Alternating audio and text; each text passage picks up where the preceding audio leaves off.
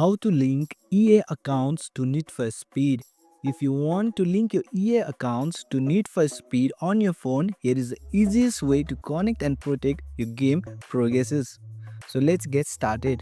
Open your Need for Speed on your phone.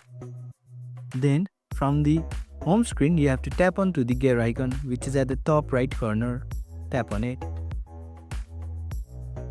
In this version of my game, it is not possible to log into the EA account, but for you guys, it may be possible. You simply have to tap on link with EA accounts or log in with EA depending on the version. Then you have to enter your EA email and password, then tap sign in. If you don't have one, tap sign up to create it, right? Once you are signed in, your EA account is now linked and your game is backed up. And that's it. Your EA account is now linked to Need for Speed on your phone. Thanks for watching. If you found this helpful, give it a thumbs up and consider subscribing for more tutorials. Drop a comment if you have question or suggestion for future videos. And don't forget to check out our playlist. See you in the next one.